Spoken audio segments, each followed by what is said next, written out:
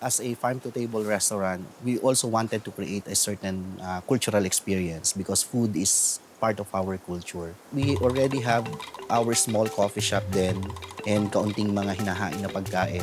Then nagluto kami dun sa tabi ng resto. And then nagulat kami, nung nagluto kami, bigla na lang maraming mga guests na for our own family consumption ay may mga guests na bumili ng aming sinulbot, tapos nakihalo sila. And then eventually, they are requesting na sana every day ay meron lagi ditong nakahain na ganitong klase ng menu. Ano? Kuya Jerry, ano yan? Gata po ng nyog. Gata ng nyog. Okay. Lagay na po.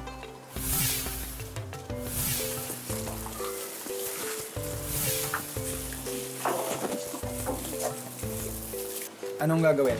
Pasa lang. Isa lang po. Tawasin po natin ng konti. Kasi ay mamis na maganda. Oy, huwag mong kalambutan.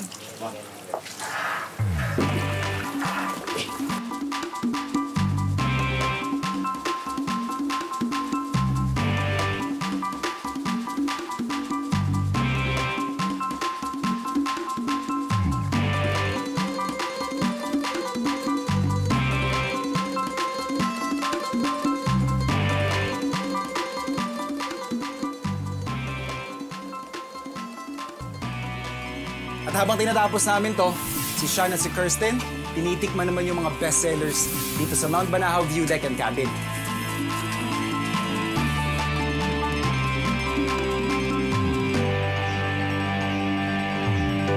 Hello, food explorers! Tara, food trip tayo. So, sumatay simula. Siyempre, sabaw muna, no? Yes. So, itong sabaw nila, guys, sinigang na hipon with lettuce. Tara, subukan natin. Maasim na lettuce.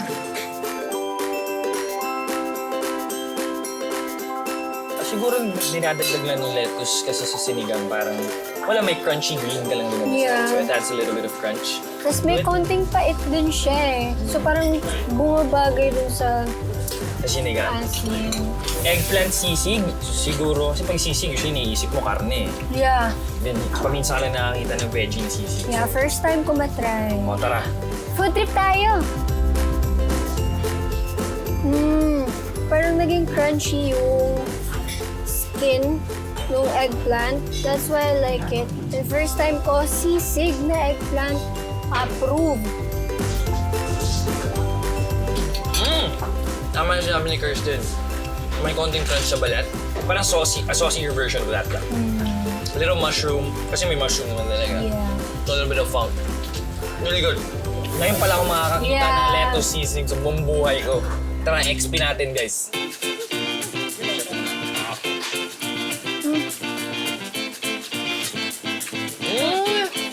Ang sarap!